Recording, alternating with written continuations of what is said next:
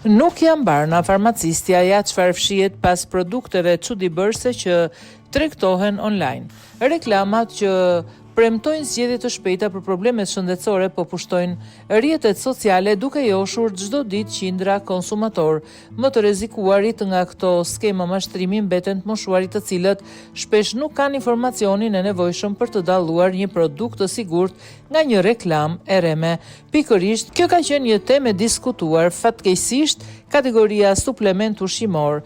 Edhe si target kontrolli nuk ka Ministrinë e Shëndetësisë, por kontrollet nga AKU-ja, pra është një derë pranë Ministrisë së Bujqësisë. Suplementet duhet të shiten në farmaci dhe ligji e lejon të jetë pa zot. Mund edhe të abuzojnë dhe në të tilla situata jemi duke pasur parasysh se sa i lehtë është sot komercializmi i jetës. Duhet jemi të kujdesshëm me termin bar sepse reklamohen suplemente ushqimore, çajra të cilat nuk janë barna as nga përfitimi i efektit dhe as nga dozat. Në farmaci gjen barna dhe jo barna, por gjen edhe asistencë të një profesionisti të shëndetësisë i cili ka njohuri të mjaftueshme për të orientuar drejt përdorimit të duhur.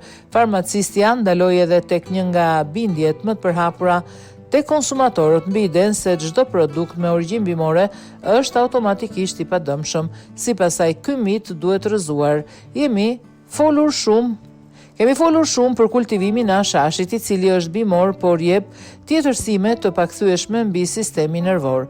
Nga ana tjetër, gjethja e senës bimore është përdorur si laksativ dhe po u mbidozua është pugativ pasi bën një çrregullim të tërë ekuilibrave elektrolik të organizmit, prandaj duhet të merret në farmaci që të këshillohet sasia, mënyra e përdorimit dhe se çfarë kujdesi duhet të bëjnë pacientët. Sipas farmacistes, ndonse se reklamat synojnë të gjitha grup mosha të moshuarit mbeten më të ekspozuarit ndaj këtyre formave të mashtrimit, ndërsa mungesa e kontrollit në hapësirën online e bën problemin edhe më shqetësues. Në tërë këtë ambar mediatik dhe formës online të tregtimit, nuk prevalon kujdesi, por prevalon zhvatja, përfitimi.